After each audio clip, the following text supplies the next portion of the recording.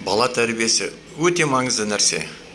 Маңызды шаруалардың ішіндегі ең маңыздысының бірі ол бала тәрбиесі.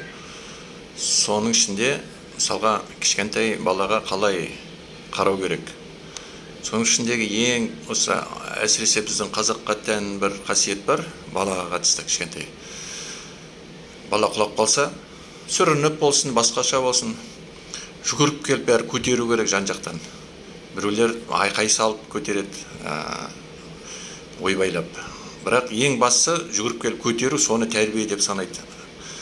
Сондайға үйреніп қалған балдар құлап қалса жатады жерде күтіп, қашан мені көтереді деп. Жылайтындар бар, бақырып. Өйткені ана ойбайлап, құшықтап, шешесі не әжесі не әпкесі жүгіріп жүреді айналасында. Сондай балдардан ештеме шықпайды ертең өскенде. Олар тек біреудің істеп бергенін күтіп, біреуден көмек күтіп жүріп, сондай тек алғыш болып өседі. Алғыш адам болып, бергіш емес. Тұтынушы болып, паразит болып өседі. Мойныңа отырғызып қоясың ертең ондай баланы. Ол тек өйткені сен тек қана көтерген емес мәселе.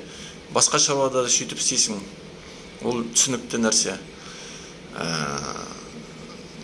4-5 жасқа дейін қолыңмен тамақ бересің, кейбіреулер одан да ұзақ уақыт мерзімге қолымен тамақ береді, ішкізіп, жегізіп, біреулер тағы бірдеме істейді. Үстіндегі бүкіл әрбір шаңын, әрбір қонған шыбын масаны үркітіп қойып, сөйтіп әрбір бір тек сөйлеген адам бәріне қорғаштап, айқайлап, төбелесіп айналасымен сөйтіп жүреді.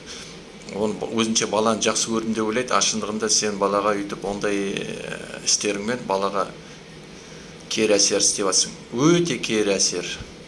Кері дегенде де кері әсер. Ертең сондай бала әбден осындаймен өскен, өзіңнің басыңа әңгір-таяқ ойнатады сосын. Сондықтан да қағидалардың бірі бала тәрбиесіндегі. Ешқашан құлаған баланы көтерме. Шынымен жарақаттанып, қанға боялып жатса, Құдай сақтасын, онда түсінікті. Былай тек сүрінген баланың бәрін көтеруге болмайды. Өзіне тұрғызу керек. Әрі кеткенде бір тізесіндегі алақанындағы шағын қағып жіберсең, сол жетеді. Ештеңе етпейді, тұр да ары қарай баса бер. Немесе тіпті сөйлемей қой, ештеңе болмағандай, назар аудармай. Сонда ол да ойлайды, жай ештеңе етпейтін нәрсе деп. Егер сен оған мән беріп, айқайлап, шулап, ойбайлап жүрсең, ол да соған түсінеді де, жаман нәрсе екенін. Сосын құтырынып, жылап, сөйтіп сондай реакция береді, сондай бала. Сондықтан ұзын сөздің қысқасы, баланы көтерме, бала көмектеспе, өзі істеуге тырысын барынша.